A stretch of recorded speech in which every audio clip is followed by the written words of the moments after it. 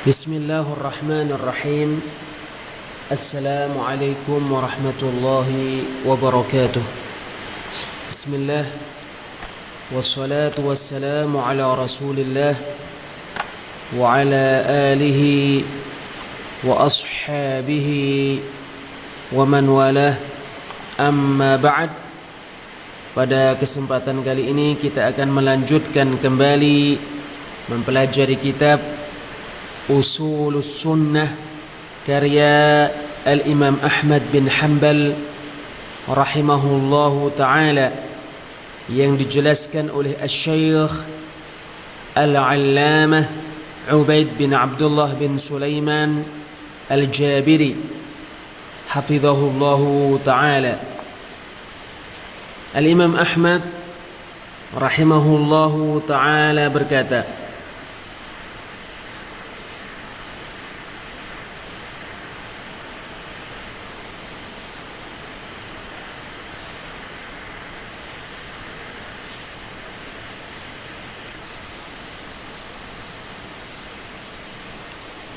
walaysa fis sunnati qiyas, tidak ada qiyas di dalam sunnah.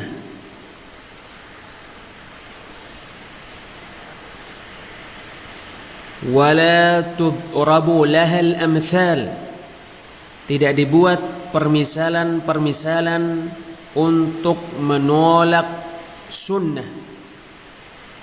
Wala tudraku bil uquli walal ahwa, dan sunnah tidak diketahui dengan akal-akal dan tidak diketahui dengan hawa-hawa nafsu. Innama huwa al-ittiba'u wa tarkul hawa, sesungguhnya yang dilakukan hanyalah mengikuti sunnah dan meninggalkan hawa nafsu. Asy-Syaikh Ubaid Al-Jabiri hafizahullahu ta'ala berkata, perkataan Imam Ahmad ini bisa kita sebut perkara yang wajib dikerjakan seorang muslim terhadap sunnah, sehingga seorang muslim menyambut sunnah dengan menerimanya, dan sehingga seorang muslim bisa mengamalkan sunnah dengan cara yang benar. Maka Asy-Syaikh Al-Imam Ahmad bin Hanbal menyebutkan perkara sebagai berikut, bahwa tidak ada di dalam sunnah qiyas. Al-Imam Ahmad rahimahullahu ta'ala berkata, walaysa fi sunnati qiyas, tidak ada qiyas di dalam sunnah, tidak ada qiyas di dalam sunnah. Maka jika dalil syar'i sam'i dari Al-Quran atau sunnah menunjukkan suatu hukum, maka jika hukum itu terkait akidah atau muamalah, wajib menerimanya. Dan hukum itu tidak ditentang dengan qiyas, sebab qiyas berlawanan dengan nas, yaitu orang yang menjadikan qiyas mengalahkan nas, sehingga dia menentang nas dengan qiyas, dia tidak terlepas dari satu perkara dari dua perkara. Bisa jadi sesungguhnya dia membatalkan dan tidak mengamalkan nas, dan bisa jadi sesungguhnya dia berada pada kebingungan, yaitu dia tidak bisa sampai kepada suatu hukum. Hamba dari hamba-hamba Allah yang pertama kali menentang nas dengan qiyas akal, siapakah dia? Iblis. Mudah-mudahan Allah melaknatnya. Oleh karena itu, barang siapa yang menentang nas dengan qiyas karena membangkang, maka pada dirinya terdapat kemiripan dari iblis. Dia mau atau dia enggan. Sebagai contoh, barang siapa yang mengatakan dulu campur baur laki-laki dengan perempuan dilarang pertama kali, sekarang keislaman kuat di dalam hati-hati manusia dan mereka menjaga diri mereka dengan fikih dan dengan ilmu, serta selain itu dari mencari-cari trik untuk membolehkan campur baur laki-laki dengan para perempuan. Kita katakan, pertama, kalian menentang nas-nas yang menunjukkan pelarangan terhadap campur baurnya para laki-laki dengan perempuan dengan qiyas. Maka kalian tidak memiliki pendahulu seorang pun kecuali iblis, semoga Allah melaknatnya, dan kecuali siapa saja yang meniti jejak iblis dari para pengikut sekolahan filsafat akliyah. Perkara kedua, ketika syariat melarang dari campur baur laki-laki dengan perempuan, maka sesungguhnya syariat tidak menetapkan syarat ini. Dan pada asalnya sesungguhnya perkara yang dimutlakkan syariat dia tetap berada pada kemutlakannya. Perkara ketiga,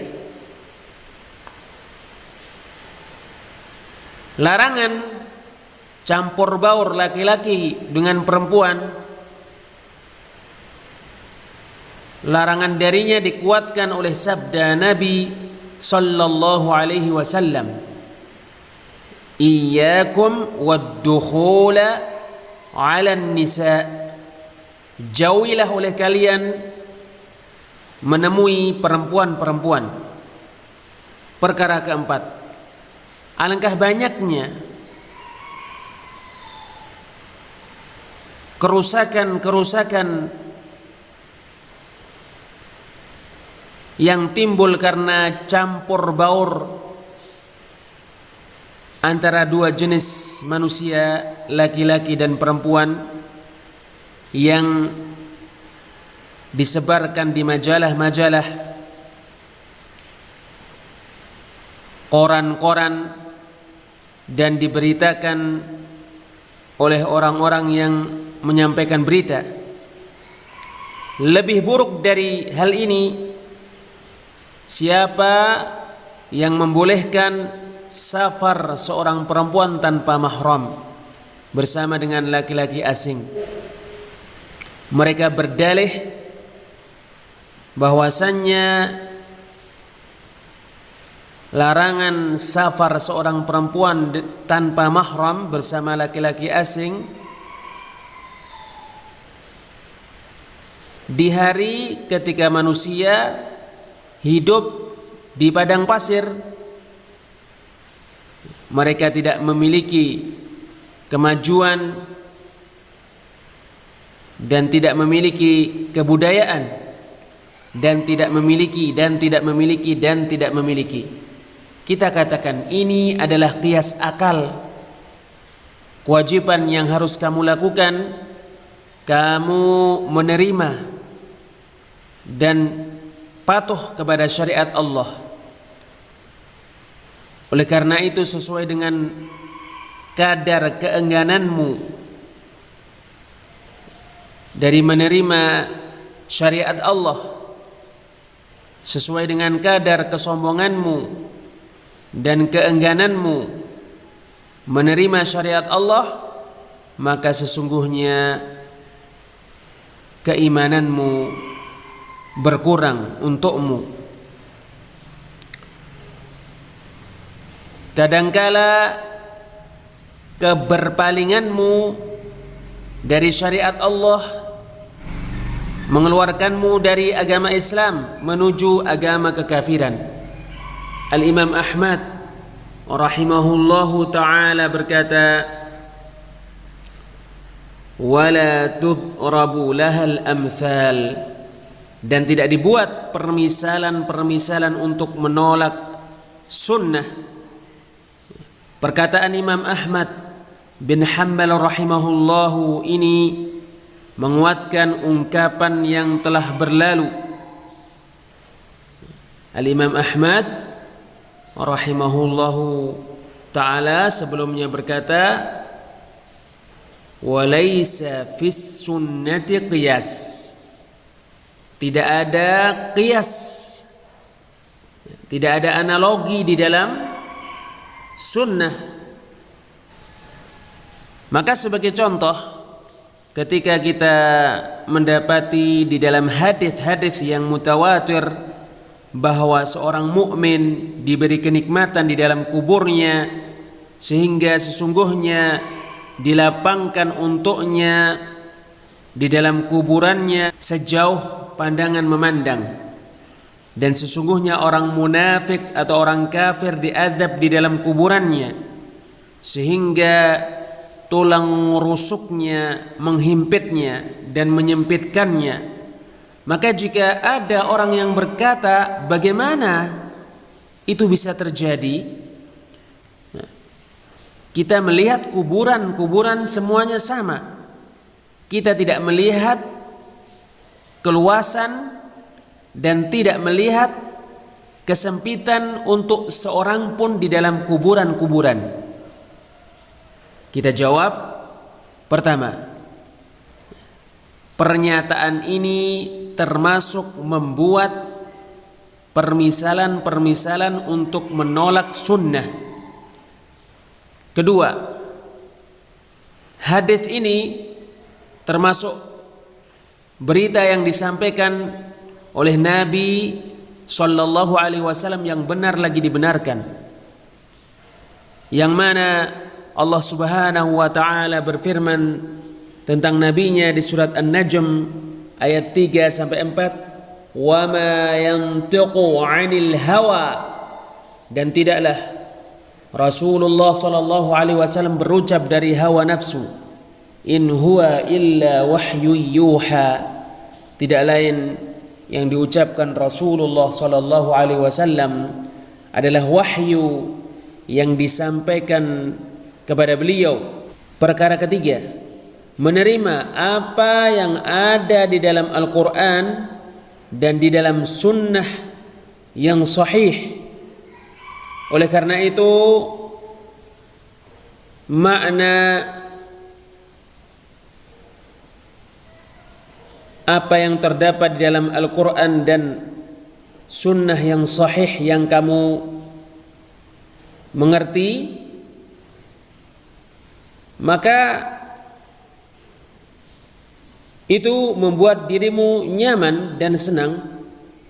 Sedangkan apa yang maknanya tidak kamu ketahui, maka cukup kamu menerimanya, sehingga Allah menyiapkan untukmu pengetahuan terkait maknanya dan terkait caranya,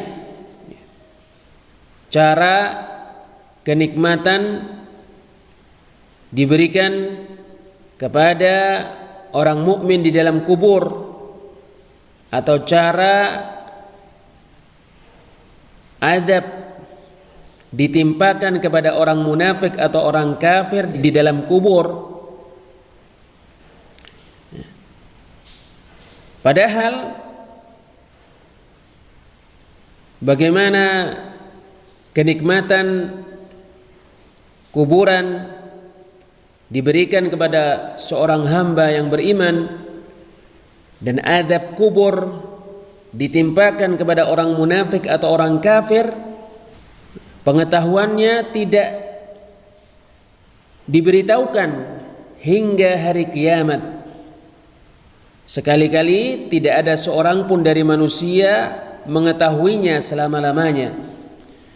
Sungguh Allah Subhanahu wa taala memberitahukan kepada nabinya sallallahu alaihi wasallam contoh dari keadaan-keadaan di alam barzakh untuk dijadikan sebagai pelajaran. Tetapi Nabi sallallahu alaihi wasallam tidak mengabarkan kepada kita bahwasannya ketika beliau mendengar suara dua orang yang diazab di dalam kuburan, beliau tidak mengatakan mereka berdua diperlakukan dengan begini, mereka berdua diperlakukan dengan begini. Tidak. Nabi sallallahu alaihi wasallam bersabda, innahuma la yu'adzaban, sesungguhnya mereka berdua benar-benar disiksa.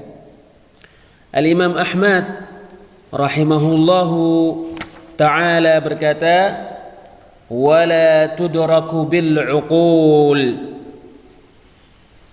dan sunnah tidak diketahui dengan akal-akal, sebagaimana dikatakan Al-Imam Malik rahimahullahu ta'ala ketika ada seseorang yang bertanya kepadanya, ya Aba Abdillah, wahai hamba Allah, Ar-Rahmanu 'alal 'arsy istawa, Allah yang Maha Pemberi rahmat di atas arsy beristiwa. Kaifa istawa? Bagaimana Allah Subhanahu wa ta'ala beristiwa di atas arsy? Hal itu membuat Al-Imam Malik rahimahullah terdiam beberapa saat, sehingga keringat mengucur dari wajah beliau, dan sehingga wajah beliau menjadi merah padam karena pertanyaan ini sangat menyentuh beliau, pertanyaan yang sangat aneh. Al-Imam Malik rahimahullahu ta'ala berkata, al-istiwa'u ma'lum, istiwa Allah di atas arsy dimaklumi, wal kaifu majhul, cara beristiwa Allah di atas arsy tidak diketahui, wal imanu bihi wajib, mengimaninya wajib, was su'alu anhu bid'ah, dan menanyakan tentang istiwa Allah di atas arsy bid'ah. Demikian juga ini dinukilkan dari guru Al-Imam Malik rahimahullah, yaitu Rabi'ah bin Abdurrahman Ar-Rai. As-salafus salih berjalan pada hal ini. Oleh karena itu sunnah tidak diketahui dengan akal-akal selama-lamanya, sebagaimana Al-Imam Ahmad rahimahullah mengatakan, wala tudraku bil uqul, sunnah tidak diketahui dengan akal-akal. Oleh karena itu mentafsirkan nas-nas dilakukan oleh syariat sendiri. Nas-nas dari mana datang? Datang dari sisi Allah Subhanahu wa ta'ala. Maka Al-Quran sendiri yang menafsirkan nas-nas itu, dan Nabi Muhammad SAW sendiri yang menafsirkan nas-nas itu. Tidak ada perkara yang ketiga yang menafsirkan nas-nas. Al-Imam Ahmad rahimahullahu ta'ala berkata, walal ahwa, dan sunnah tidak diketahui dengan hawa-hawa nafsu, yaitu tidak halal bagi seorang muslim pun menjadikan nas-nas dihukumi oleh apa yang dia berpendapat dengannya, bahkan keadaan dan perkataan ditimbang dengan nas. Oleh karena itu, jika keadaan dan perkataan didukung oleh dalil, didukung oleh nas, diterima.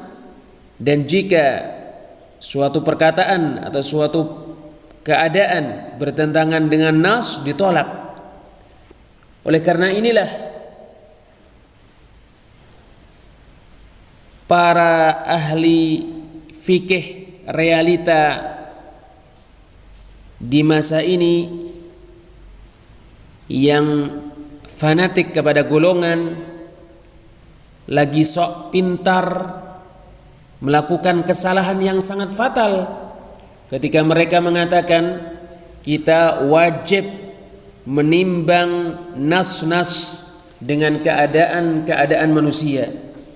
Ini tidak benar, sebab ini berakibat sesungguhnya nas-nas yang mengikuti bukan yang diikuti, padahal yang wajib dilakukan adalah sebaliknya, nas yang diikuti dan bukan nas yang mengikuti. Oleh karena inilah keadaan manusia, perkataan-perkataan mereka dan perbuatan-perbuatan mereka ditimbang dengan nas-nas.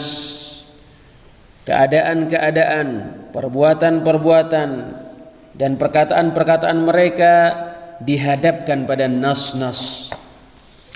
Oleh karena inilah sesungguhnya ahlu sunnah wal jamaah, ahlul hadis, ahlul athar, para salafi, mereka menimbang perkataan-perkataan dan perbuatan-perbuatan manusia yang sampai kepada mereka dengan dua timbangan.